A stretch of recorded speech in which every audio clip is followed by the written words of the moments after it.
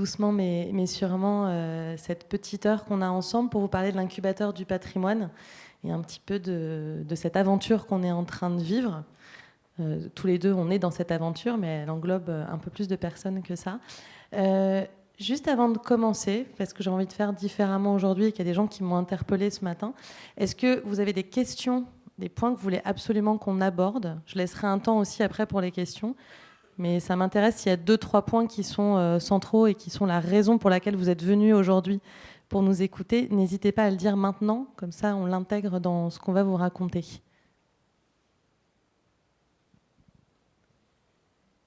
Vous n'avez aucune question? Ouais, je vous écoute.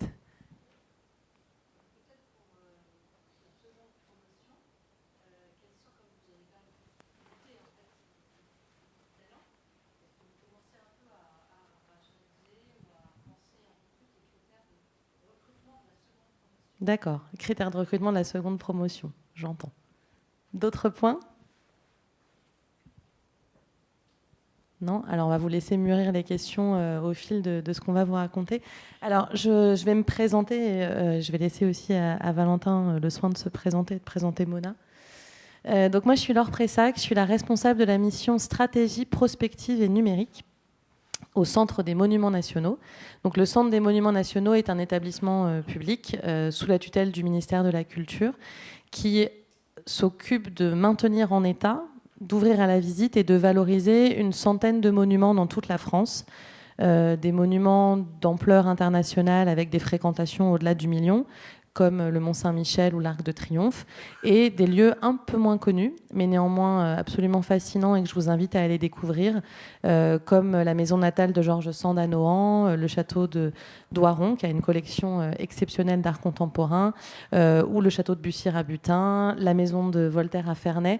J'en oublie forcément, parce que je ne peux pas citer les 100, mais je vous encourage à les regarder et à vous nourrir de ces différentes visites. Et donc le rôle de la mission que je dirige est de travailler sur l'axe numérique et de s'interroger sur les futures évolutions et les innovations qu'on veut diffuser dans notre réseau.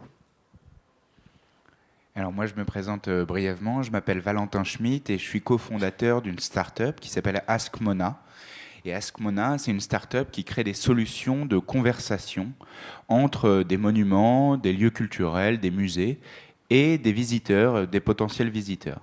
Et donc voilà ce qu'on fait depuis maintenant 2 ans. On travaille grâce à une intelligence artificielle, en fait, à l'enrichissement de cette conversation. Typiquement, un cas d'usage que vous pouvez envisager, c'est de venir sur la page Facebook ou une page internet d'un lieu culturel et commencer à lui poser des questions via une interface de chat, et ce lieu culturel va vous répondre, soit pour vous aider à préparer votre visite, toute la phase d'amont de la visite, toutes les questions fréquentes qu'on peut se poser avant de rentrer dans un lieu, ou même avoir une curation un peu personnelle des œuvres ou des expositions qu'il faut aller voir, soit aussi en phase de médiation, donc c'est-à-dire pendant la visite. Et on a déjà travaillé avec le Centre des Monuments Nationaux pour faire une médiation dans la Villa Savoie, qui est une très belle maison de Le Corbusier à Poissy. Tu l'avais pas cité lors dans ta liste, mais c'est une très belle, c'est un très beau monument. Et donc là, en dispositif de médiation, c'est aussi le fait de pouvoir converser directement avec le monument pour qu'il vous raconte un peu son histoire et ses secrets. Donc nous, on est très fiers puisque cette année, on est membre de la première promotion de l'incubateur du patrimoine.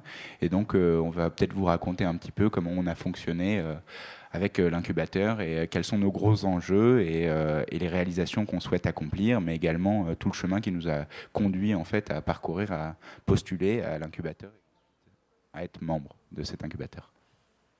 Voilà, alors je vais essayer de faire la genèse et puis l'histoire actuelle de l'incubateur. On gardera un peu de temps pour les perspectives. Alors, un incubateur, ça ne se crée pas du jour au lendemain.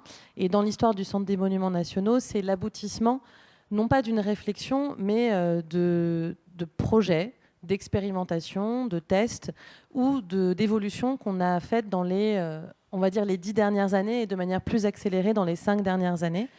Je le répète assez fréquemment, on a souvent, quand on nous regarde de l'extérieur, l'image d'un patrimoine poussiéreux. Ça n'est pas le cas, pas uniquement au Centre des monuments nationaux, dans un certain nombre de musées et de lieux patrimoniaux. Les nouvelles technologies, la réalité augmentée, ça fait une dizaine d'années que c'est à l'œuvre. Pour citer 2 exemples chez nous, le cabinet de travail de Charles V au château de Vincennes, vous avez une expérience en réalité augmentée depuis quasiment 7 ans. Et puis, un des premiers modèles qui avait été fait, c'était sur l'abbaye de Cluny. Et il se trouve que l'abbaye de Cluny a cette particularité d'accueillir en son sein l'école des arts et métiers. Donc c'était un très beau terrain pour des étudiants de dernière année de réfléchir sur l'abbaye dans laquelle ils étudiaient. Aussi pour vous montrer que ce lien et ces travaux autour du numérique, c'est souvent le fruit de rencontres avec 2 univers très différents, en l'occurrence des étudiants des arts et métiers et les équipes qui gèrent l'abbaye de Cluny. Depuis 4 ans et demi, donc la mission que je dirige a été créée, on a accéléré les choses avec un certain nombre d'expérimentations et un certain nombre de projets en dur. On en parlait hier soir. Nous, on travaille au Centre des monuments nationaux sous différentes formes de liens avec des entreprises ou des startups, que ce soit dans des dispositifs innovants de type services numériques innovants qui sont aidés par le ministère de la Culture, qu'on travaille dans des appels à projets régionaux. Donc on avait répondu par exemple avec le projet La Fabrique à Histoire à un appel à idées de la région, alors, qui s'appelle aujourd'hui Nouvelle-Aquitaine. À l'époque, elle avait un nom différent, pour mettre en place des dispositifs de ce type, ou avec la région Île-de-France sur des problématiques très différentes. J'insiste aussi là-dessus, on réduit souvent le numérique et l'innovation à la dimension médiation. Ça n'est pas le cas unique. Ce que vous raconte aussi Valentin sur ce qu'il fait, c'est pas que de la médiation, c'est aussi de l'information. Pareil, je vous donne un exemple très proche de nous. On avait un questionnement autour des tours de Notre-Dame pour faciliter l'accès à ces tours. Et ça voulait dire pour nous comment réduire la file d'attente. Il y avait un triple enjeu derrière tout ça. Premier enjeu, comment on fait pour améliorer le confort des visiteurs, leur éviter d'attendre 3 heures dans le froid ou la pluie ou en plein soleil. Deuxième enjeu pour nous, de optimiser, on va dire, la circulation à l'intérieur de la tour. Globalement, on a moins de place que de demandes, c'est-à-dire on a beaucoup de visiteurs qui se cassent les dents et qui ne peuvent pas rentrer parce qu'il n'y a pas assez de place pour accueillir tout le monde. Donc c'était un enjeu pour nous aussi de fluidifier la circulation des visiteurs. Et le dernier enjeu, mais pas le moindre, la sécurité, c'est-à-dire éviter d'avoir une foule de 300 personnes qui attendent au pied des tours de Notre-Dame. On a travaillé sur un mode expérimental avec une start-up et on a développé un système qui marche aujourd'hui et qui vous permet de réserver votre créneau horaire pour visiter les files d'attente. Donc là, on n'est pas sur de la médiation, on est sur de la gestion quotidienne d'un monument et de l'accès pour ces différentes files. Donc on a, j'allais dire, travailler sur tous ces différents sujets, sur tous ces différents formats, et on a rencontré un certain nombre de startups ou d'entreprises avec lesquelles on a travaillé. Askmona en fait partie, on avait fait quelques expérimentations avec eux.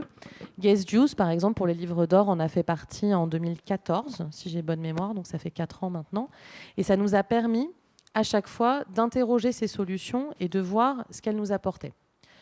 En gros, quand on fait une expérimentation de ce type qui est accompagnée par le ministère ou par une région, on met en place cette solution, on la suit, on fait un bilan d'étape à mi-parcours et un bilan final. Et ensuite, nous, établissements culturels, on s'interroge sur la pérennité de cette offre. Est-ce que ça a répondu à nos problématiques ? Deuxièmement, est-ce que c'est une modalité qu'on peut nous continuer à développer tout seul ou est-ce qu'on a besoin de travailler avec un prestataire ? Et troisièmement, dans quel périmètre on l'utilise ? Ça, c'est une spécificité au Centre des monuments nationaux, c'est que souvent on teste sur 1, 2, 3, 5 monuments et on se pose la question de la généralisation, qui a parfois du sens et qui parfois n'en a pas.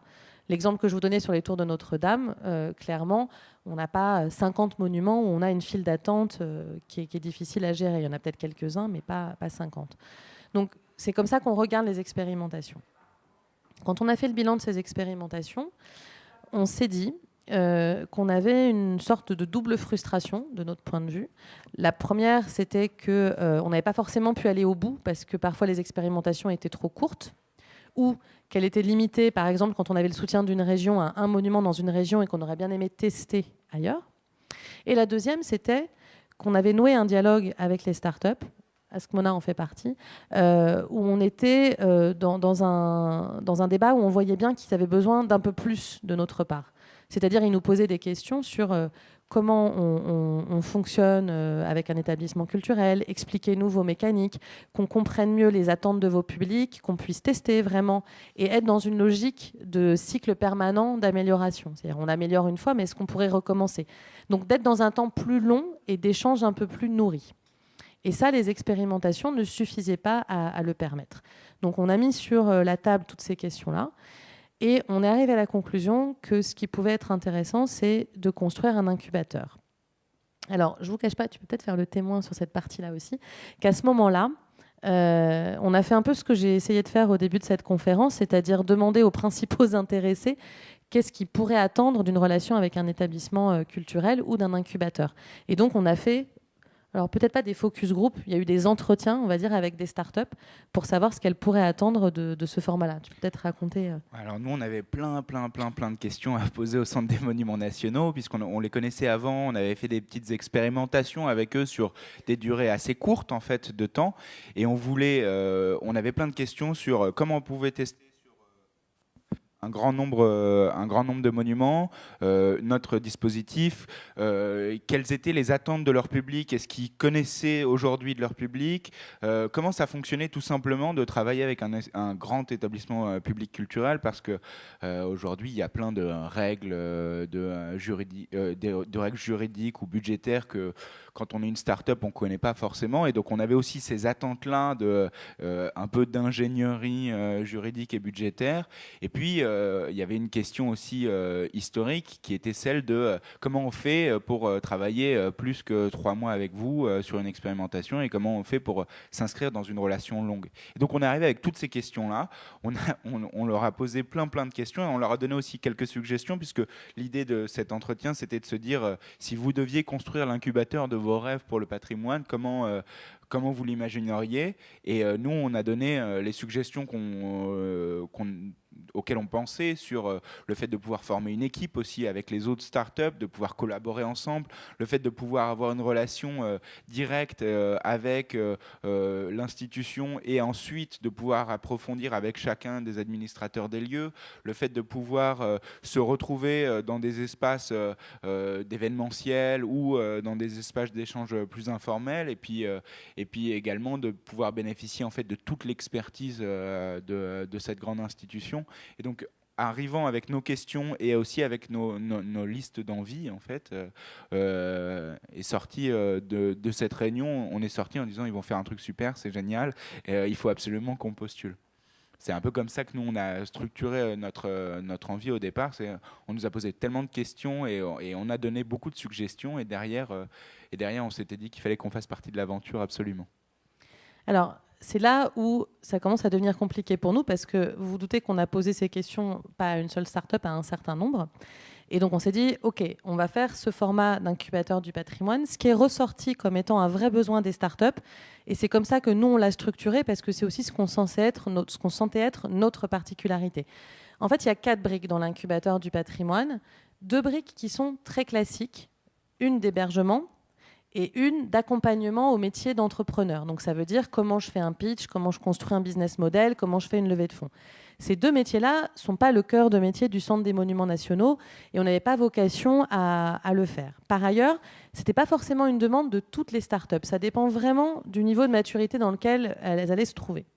Les 2 autres briques sont celles qui font vraiment pour nous partie de notre ADN spécifique, à savoir l'apport d'expertise. C'est-à-dire qu'on a dans cette maison 1400 agents qui sont dédiés au patrimoine, qui travaillent tous les jours. Ça veut dire qu'ils accueillent des visiteurs, ça veut dire qu'ils font des chantiers de restauration, ça veut dire qu'ils réfléchissent à l'offre qu'ils proposent aux familles, aux touristes internationaux, qui nous développent à l'international, donc qui connaissent aussi les tendances du marché à l'international. C'est toutes ces compétences-là qu'on sentait que les startups avaient besoin d'avoir pour arriver à construire une offre qui était pertinente sur le marché. Et une offre pertinente sur le marché, ça veut dire aussi au global pour le secteur, un enrichissement croisé, puisqu'ils allaient du coup proposer des choses intéressantes pour les futurs visiteurs.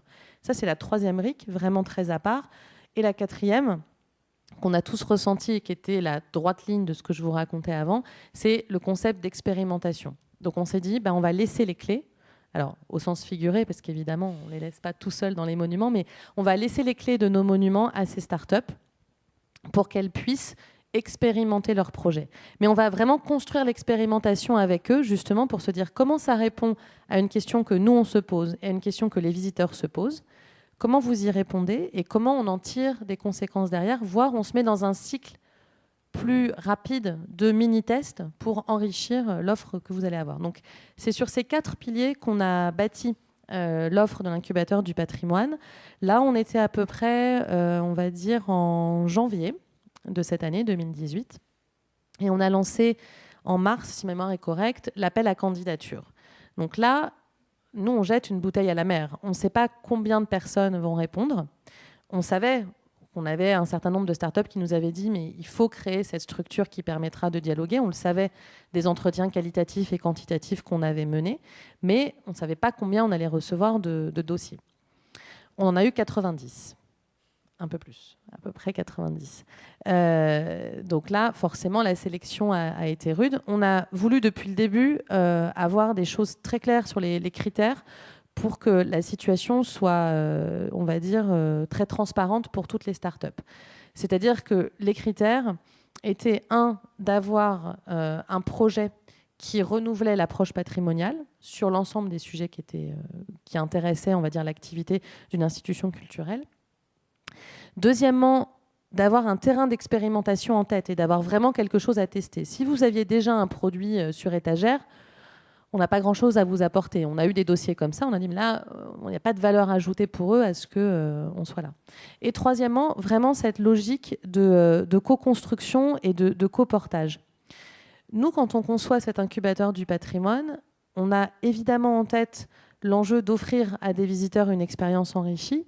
Le deuxième enjeu, c'est vraiment de faire grandir des startups culturelles, parce que c'est aussi dans l'intérêt de tous que le secteur patrimonial en France soit dynamique, aussi dans une logique de rayonnement de la France à l'international.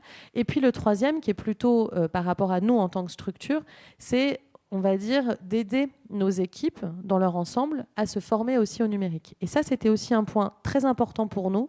On ne voulait pas, dans les critères, qu'il y ait un côté, on prendra que des startups parisiennes ou on veut que des expérimentations dans des lieux parisiens.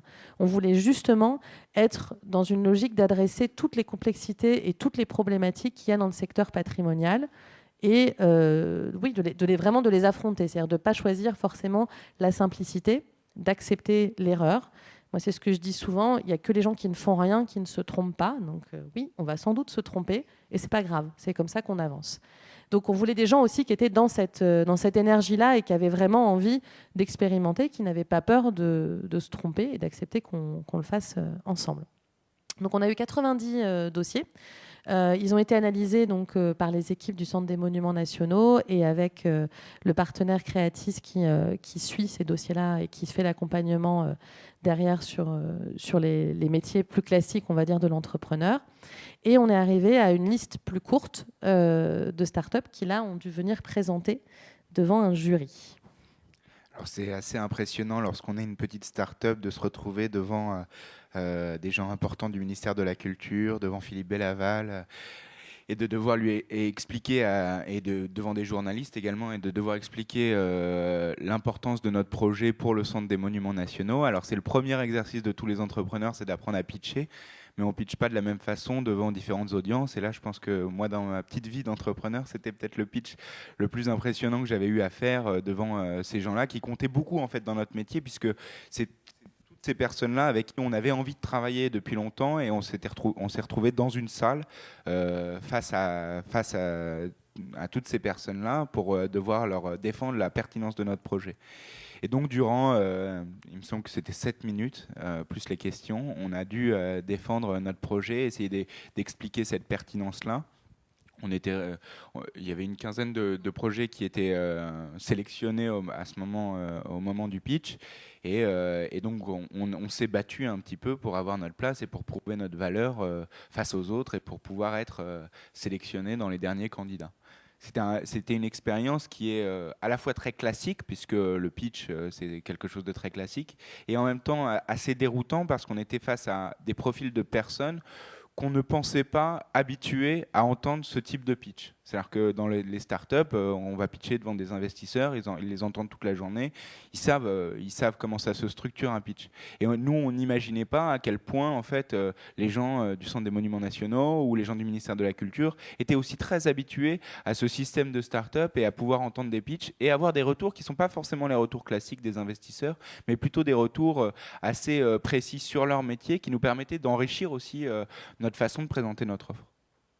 Alors déjà à ce moment-là, vous voyez la rencontre de deux mondes.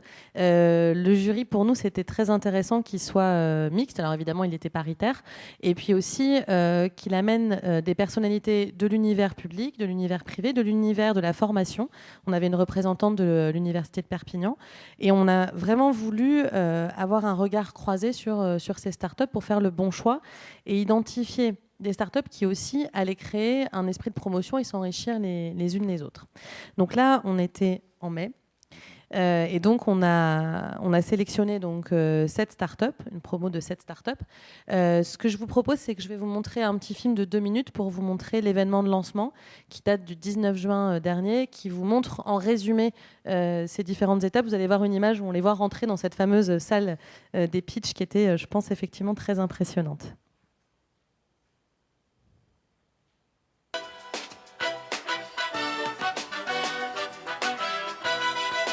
L'objectif est de retenir les startups qui composeront la première promotion de l'incubateur du patrimoine.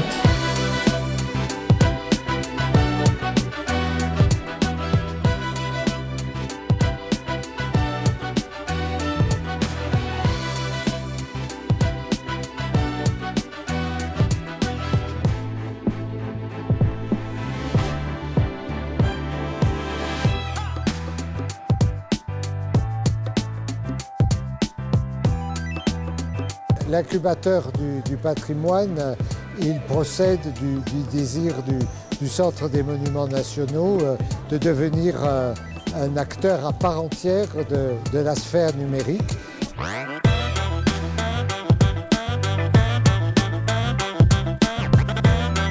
Cet incubateur est un formidable pied de nez à ceux qui voient encore le patrimoine comme une chose du passé, désuète, figée.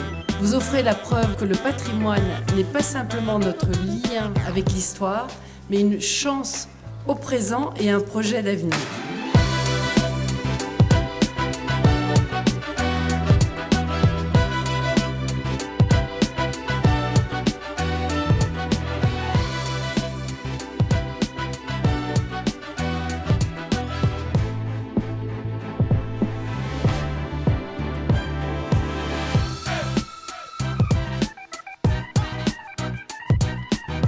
Aujourd'hui, c'est l'aboutissement du processus de sélection, mais c'est le vrai départ pour la grande aventure, pour les startups d'abord, qui donc vont se frotter aux réalités de nos monuments, et puis pour nos équipes aussi, parce que pour une institution plus que centenaire comme le Centre des Monuments Nationaux, ouvrir ses portes à de jeunes startups, à de jeunes entrepreneurs, c'est un peu décoiffant. C'était une journée vraiment intense. On a eu l'occasion de présenter ce qu'on fait à pas mal de personnes, ainsi qu'à la ministre de la Culture, donc on était très heureux de cette opportunité. De beaux échanges déjà, plein de jolis mots finalement qui nous sont arrivés d'un peu partout, des personnes du CMN, des personnes du jury. Donc voilà, on est boosté finalement, on a envie de commencer, on a envie d'y aller là maintenant.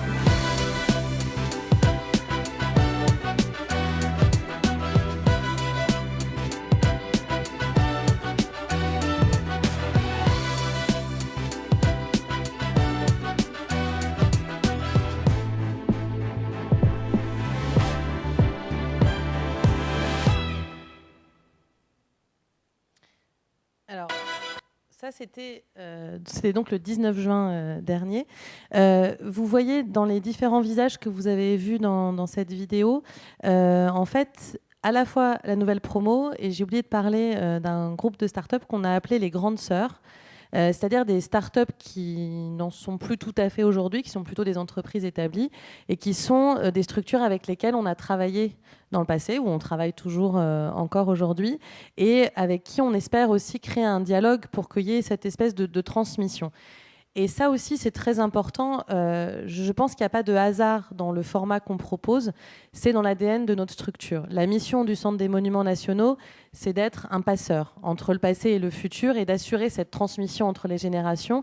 Donc, si on peut favoriser aussi de la transmission et de l'échange entre les startups, ça nous va aussi et ça fait aussi partie de notre rôle. Donc, c'est quelque chose qu'on retrouve. Vous aviez à l'image... les gens d'Histovery qui ont un stand au salon, vous aviez les gens de Skyboy, Guest Views, et voilà, et c'est le dernier point, tu as raison de le souligner. Vous avez vu dans le jury, une des jeunes filles, en fait, c'est une des cofondatrices de Guest Views. C'était important aussi pour nous que dans ce jury, il y ait le point de vue d'une start-up, en fait, qui n'était plus candidate, qui n'avait pas vocation à l'être, mais qui pouvait avoir un regard vraiment très précis sur la complexité qu'elle avait rencontrée et à quel point les projets qui étaient en face d'elle avaient besoin ou pas d'être intégrés dans ce programme. Alors, les startups, donc elles sont 7. Donc, je vais quand même vous les citer. Je vais essayer d'en oublier aucune. Je le fais par ordre alphabétique, comme ça, il n'y a pas de jaloux. Akatimi, donc, qui travaille sur de la numérisation 3D et sur de la valorisation des chantiers patrimoniaux. Aken, qui travaille sur des dispositifs autour du sonore et dans une logique d'une expérience immersive à l'intérieur du parcours de visite. Donc c'est une interface d'objets connectés qui vous fait voyager pendant votre visite d'un lieu ou d'un monument. Askmona, donc je ne vais pas développer puisque Valentin est là pour vous en parler.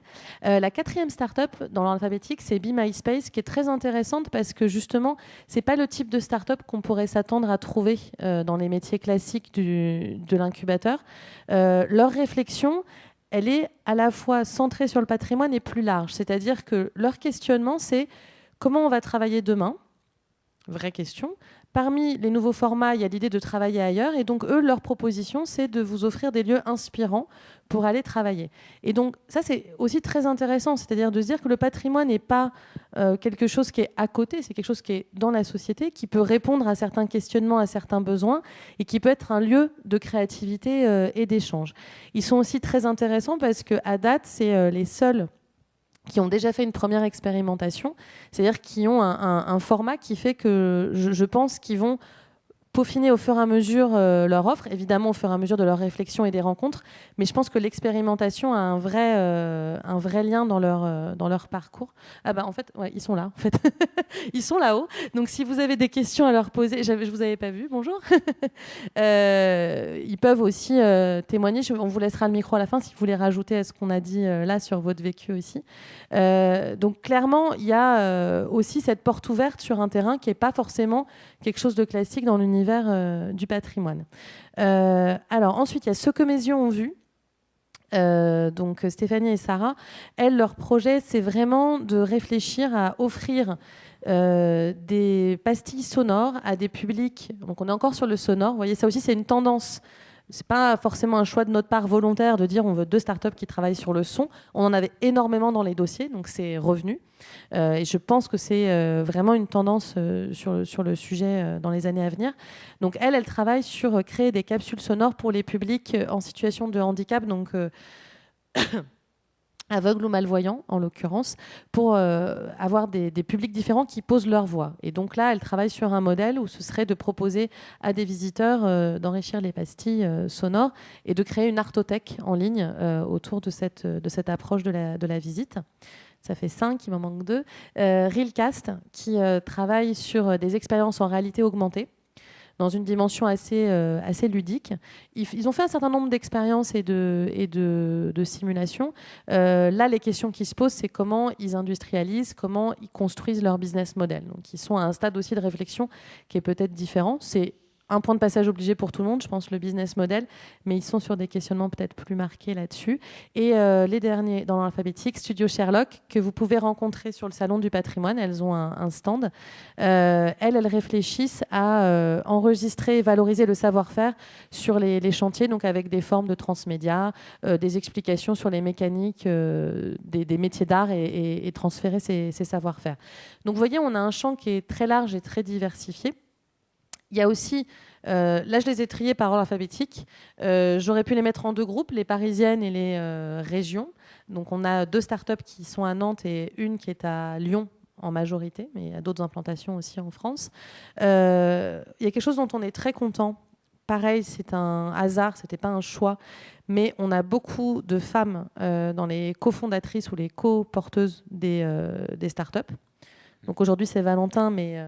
Normalement, enfin la CEO de Askmona, c'est Marion que vous avez vu dans la vidéo et moi je viens représenter Askmona, mais c'est elle aussi le visage de Askmona en règle générale. Donc, et c'était, je pense aussi quelque chose nous qui nous a marqué dans toute cette promotion, c'est de voir à la fois une diversité de genre, donc il y a des femmes et des hommes qui portent ces projets dans une proportion qui, je pense, n'existe pas partout et qui n'est pas le cas dans d'autres incubateurs, mais aussi une proportion de diversité géographique, sociale.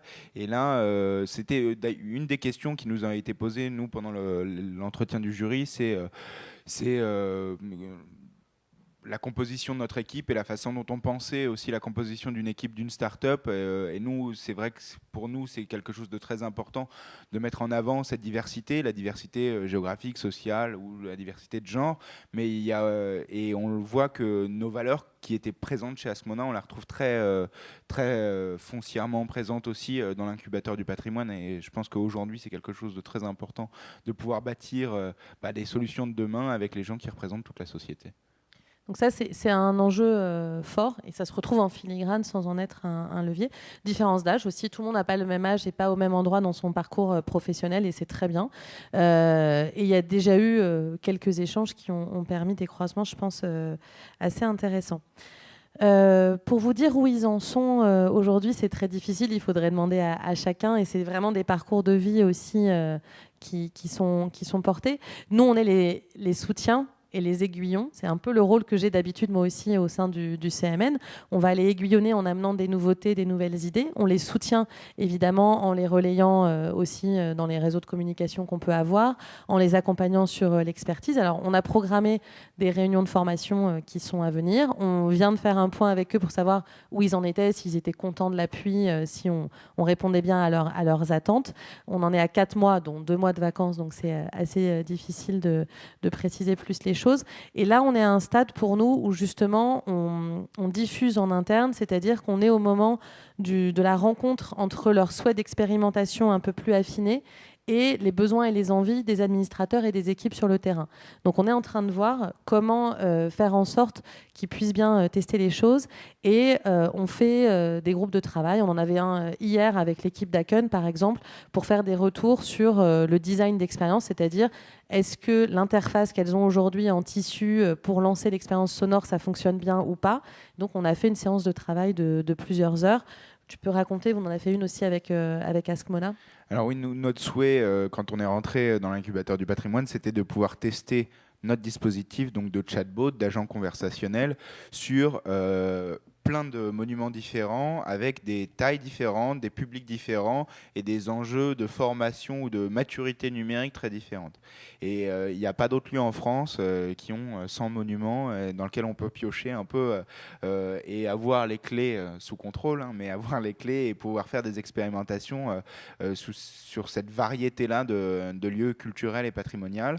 Et donc, du coup, nous, on est arrivé au Centre des Monuments Nationaux avec une idée assez précise, justement, de cette diversité-là. Et on voulait tester notre solution dans différents lieux. Alors, on a commencé à réduire la liste parce qu'on n'allait pas tester sur 100 d'un coup. Mais aujourd'hui, il y a une dizaine de lieux qui se distinguent. Et avec ces 10 lieux, il y a des lieux qui sont très grands et très, très visités, des lieux beaucoup moins visités et qui ont un public moins dense. Il y a des lieux qui sont très matures au niveau du numérique avec des équipes dédiées déjà dans les lieux qui viennent expérimenter des choses et qui savent porter des projets numériques et d'autres qui sont beaucoup plus éloignés de ces problématiques. Et donc du coup, avec toute cette diversité-là, on commence maintenant, on a réduit la liste avec les équipes du siège du CMN et on va commencer à aller rencontrer chacune de ces équipes et chacun de ces lieux pour ensuite réussir à mettre en place techniquement les projets. Globalement, notre fenêtre de tir entre le moment où on a parlé au lieu, commencé à développer le produit et le moment de la mise en place, entre janvier et mars, vont sortir une flopée de petits chatbots sur les pages Facebook et les sites internet des des monuments du Centre des monuments nationaux, et on va tester notre solution pendant un certain nombre de temps pour essayer de voir si ça rencontre son public, la façon dont on peut réadapter aussi notre outil, puisque c'était très important pour nous de pouvoir créer un outil sur un type, sur des types différents de lieux pour pouvoir les réadapter et avoir à chaque fois, en fonction des lieux, un outil qui sera un peu différent et qui sera adaptable et qui rencontrera son public et qui rencontrera aussi l'usage des équipes des monuments. Et donc cette diversité-là, elle est permise que par le Centre des monuments nationaux, et le fait qu'on puisse travailler toujours, il y a toujours une forme de binôme entre les équipes du siège et de la mission de l'OR, et ensuite les équipes sur place, les administrateurs des lieux ou les chargés de communication des lieux qui auront les outils dans la main. Ce double discours-là, en fait, ça nous permet d'avoir un regard assez stratégique et prospectif de la part du centre et un regard très applicatif métier, en fait, dans chacun des lieux. Et ça n'a pas de prix d'avoir une expérimentation de cette nature-là. Je pense que c'est vraiment ça l'équilibre aussi dans cette réflexion à moyen long terme qu'ils ont aussi évidemment avec l'accompagnement qu'ils ont avec les coachs en parallèle. Nous, le regard métier qu'on peut avoir et leur dire attention, on a vu sortir tel et tel sujet, et puis vraiment l'application très concrète au quotidien. Et ça va être le fil rouge pendant toute l'année. Alors, si vous voulez suivre ce qui se passe dans l'incubateur du patrimoine, c'est assez simple. Et d'ailleurs, j'ai un défi pour vous parce que je pense que vous êtes à peu près 50. On est sur Twitter. On a 1500 personnes presque qui nous suivent. Je pense que si vous vous y mettez tous, ça fait les 1500. Voilà. Donc n'hésitez pas, c'est @incubepatrimoine. Sur Facebook aussi, on poste des vidéos et on poste les actualités de nos différentes startups. Donc ça vous permettra aussi de voir un petit peu comment tout ça se sédimente et ce qui ponctue leur parcours. Sur Instagram aussi, on a un compte si vous voulez suivre les différentes photos. Et puis évidemment, si vous avez des questions, il y a un site internet de l'incubateur du patrimoine où vous pouvez nous joindre. Donc c'est incubateur@monumentsnationaux.fr et on répond toujours aux questions et aux attentes des uns et des autres. Comme je le disais, ça fait 4 mois. Donc, on construit au fur et à mesure. Pour la question de la deuxième promotion, il y aura une saison future. Je ne sais pas si ça prendra la forme d'une promotion. À ce stade, justement, ça fait partie des réflexions en cours. Ce qui est certain, en tout cas, c'est qu'on travaille aujourd'hui à faire vivre ce qui est plutôt une communauté et un réseau que uniquement un incubateur. Quand je vous disais qu'on avait eu 90 dossiers, on a vraiment, nous, cet enjeu de continuer dans notre rôle de transmetteur et de diffuseur d'informations et de partage, parce que c'est notre mission, elle est inscrite dans le Code du patrimoine et dans nos gènes, les deux. Et donc, en fait, on va développer différents dispositifs qui vont me permettre de rassembler l'écosystème de l'innovation patrimoniale, qui est riche et dense. Vous en avez une partie au sein du salon, mais il est très, très vivant et en plus très dynamique et sans doute essentiel pour construire le patrimoine de demain. En fait, je vois l'heure qui tourne, donc je vais peut-être terminer sur cette note du patrimoine de demain pour vous laisser plutôt la parole. Si vous avez des questions sur ce qu'on a évoqué, sur la start-up, sur Be My Space, puisqu'ils sont dans la pièce. Je rajouterais juste peut-être quelque chose. Laure a fait le point promo Incube du patrimoine.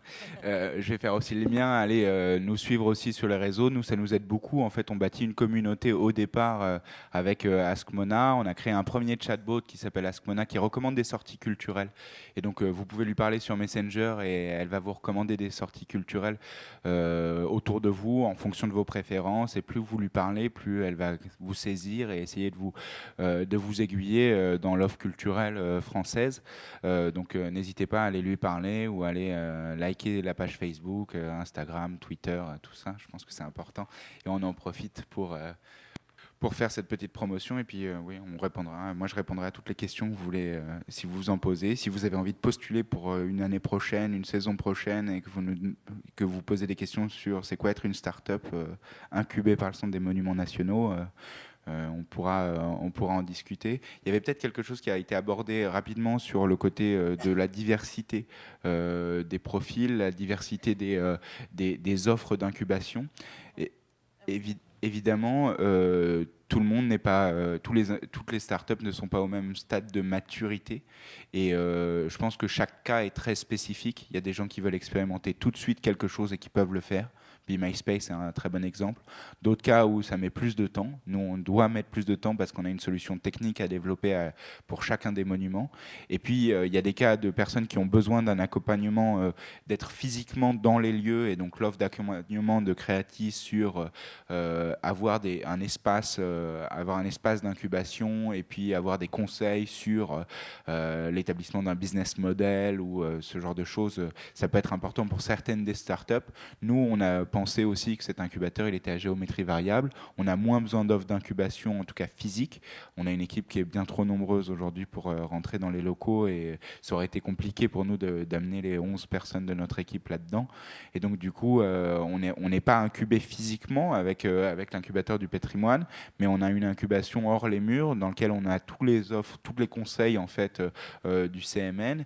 Et donc, dans les 4 briques que mentionnait Laure, on peut en avoir besoin d'une plus que des autres ou de 2 plus que les autres. Et la géométrie variable aussi de ce type de programme, je pense que c'est une spécificité de ce que vous avez inventé. Généralement, aujourd'hui, quand on rentre dans un incubateur, nous, on en a fait d'autres avant. On a été à Station F et on a fait d'autres incubateurs et on voit que généralement, c'est un peu le même programme pour tout le monde. Et au Centre des Monuments Nationaux, l'incubateur du patrimoine, ça nous permettait aussi de choisir comme un menu avec ce qui nous intéressait vraiment, ce qui était pertinent pour notre business, ce qui était pertinent pour nos expérimentations. Et ça, c'est vraiment, je pense, une des spécificités et quelque chose que vous avez un peu inventé.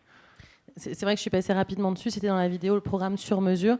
C'est-à-dire qu'effectivement, on dialogue en permanence et avec nos monuments, et avec les équipes du siège, et avec les startups, et que l'idée est évidemment de concentrer l'action sur ce qui est utile aux uns et aux autres. C'est-à-dire que construire le patrimoine de demain, ça suppose de faire des choses qui sont vraiment adaptées à la fois aux besoins des publics, aux besoins des équipes et aux besoins des startups. Donc tu as raison de le souligner, dans cet axe-là qu'on a travaillé, ce qui explique aussi que le futur, il y aura des startups, mais elles seront peut-être dans un programme, un accompagnement ajusté.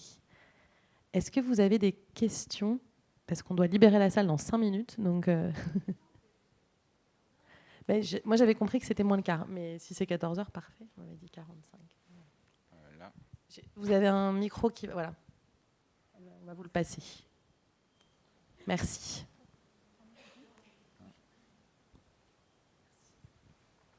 Bonjour, Katia, entrepreneur social. J'ai plusieurs questions. Une première qui est plutôt très générale et deux petites qui concernent plus la prochaine promo. La première, c'est votre incubateur, s'appelle l'incubateur du patrimoine. Et comme c'est le CMN qui est lié, qui est derrière, moi j'associe beaucoup le CMN au patrimoine bâti. Et ce que je trouverais intéressant, c'est avoir votre définition du patrimoine. Est-ce qu'on est dans le patrimoine un peu pluriel, enfin dans le sens pluriel du terme, donc patrimoine au sens large. Et après, les deux petites questions, c'est plus également votre définition de la start-up, qui est un mot que je n'aime pas du tout, mais...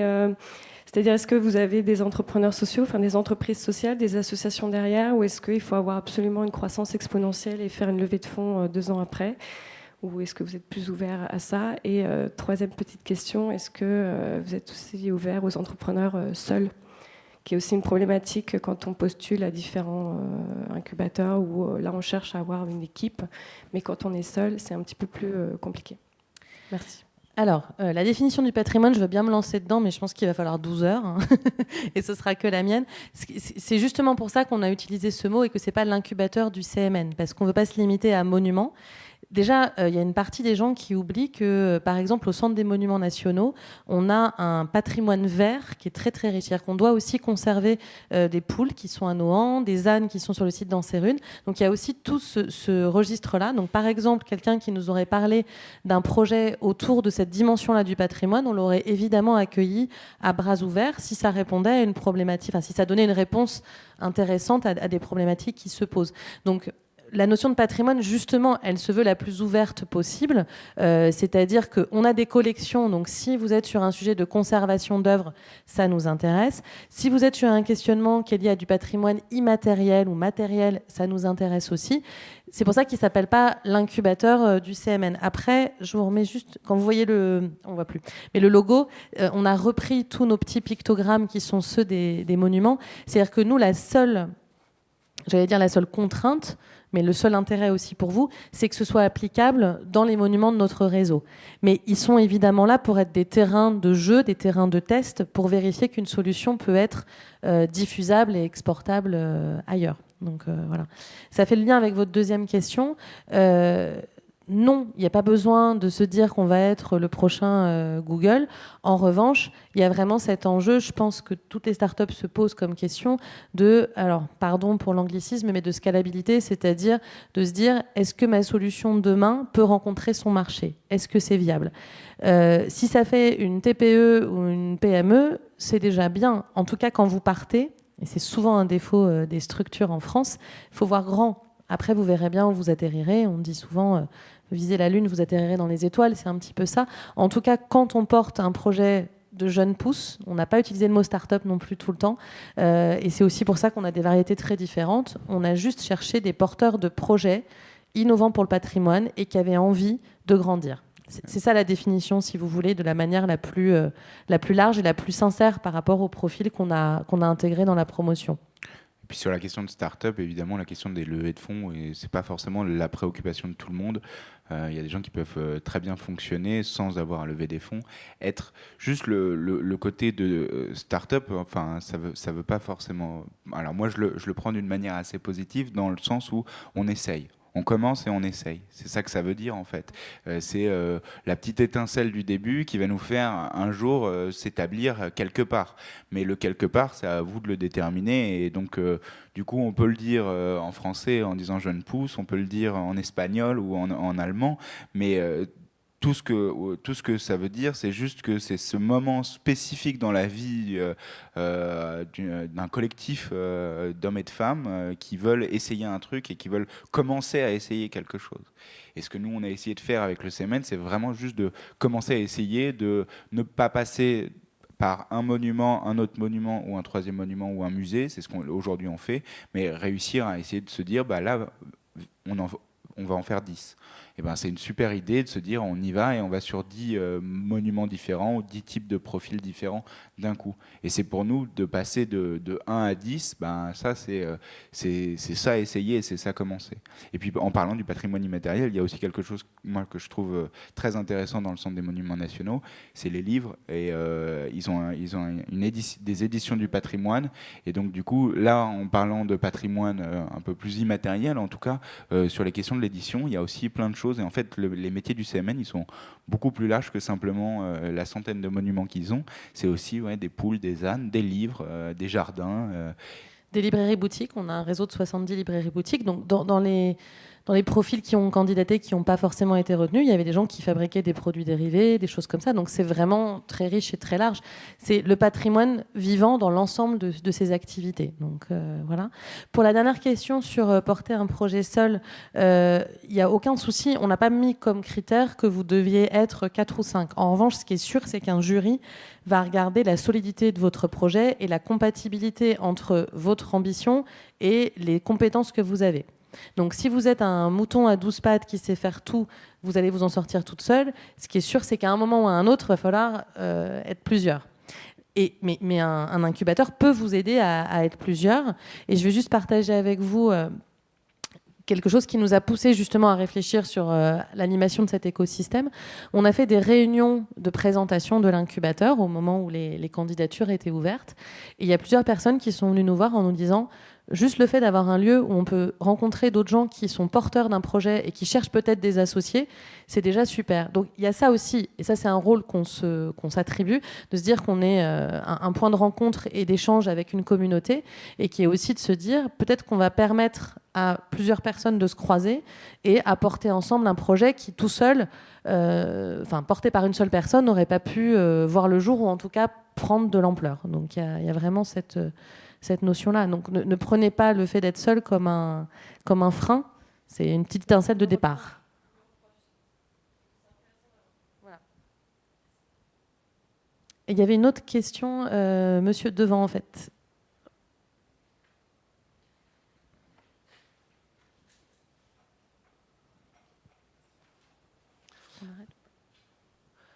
Bonjour. Bonjour. Jérémy. Moi, j'avais une question concernant les 7 incubateurs que vous avez retenus. 7 incubés, hein, j'ai pas encore 7 incubateurs. Les 7 incubés. Quelles seraient un petit peu les caractéristiques communes, tant en termes de compétences, d'envie, de savoir-être, de ces membres? Leur motivation au service du bien commun. Ce qui est un peu spécifique, effectivement, quand on travaille dans le secteur patrimonial, culturel et qu'on vient toquer à la porte du CMN, c'est ça, je pense, leur aspect commun et leur volonté de changer les choses, mais d'avoir un projet. Ça veut pas dire que le projet n'est pas solide économiquement. Hein. Quand je dis ça, c'est pas juste du coup, ils sont dans une logique purement publique. On peut servir, enfin c'est tout le cercle de l'économie sociale et solidaire qui le démontre en permanence. On peut chercher à servir le bien commun et avoir un modèle économique viable. Je pense que c'est ça leur point commun. C'est l'envie d'essayer de moderniser un secteur qui est dynamique et qui est intéressant et de le faire avec une dynamique très positive et très respectueuse des valeurs communes. Je pense qu'on a un autre point commun, c'est qu'on est tous très différents. Et il y a vraiment une grande diversité dans les profils. Et potentiellement, dans toutes les startups que j'ai rencontrées, qui appartiennent à la même promotion, on ne se ressemble pas, on n'a pas le même âge, on n'a pas le même parcours et on n'a pas du tout les mêmes idées. Et ça, c'est très bien parce que généralement, quand on confronte nos idées à des gens qui sont différents, qui réfléchissent différemment, ça nous fait aussi évoluer nous. C'est-à-dire que le CMN est là pour nous aider, pour nous aiguiller, pour jouer ce rôle d'aiguillon, mais on confronte aussi beaucoup nos idées personnelles sur comment on peut conduire notre projet, nos produits à d'autres gens qui ont des idées complètement différentes et qui peuvent nous remonter des commentaires sans pincette. Et ça, c'est bien aussi. C'est-à-dire que lorsqu'on fait quelque chose et que quelqu'un nous dit « Ah bah c'est nul, tu vas pas du tout dans la bonne direction », quand on est une start-up qui parle à une autre start-up pour se dire ça, c'est mieux. Je pense qu'il y a un langage assez libéré. C'est comme dans une classe, en fait, entre camarades de classe, on peut échanger de façon plus franche que lorsque c'est la maîtresse qui vient nous dire des choses. Bonjour.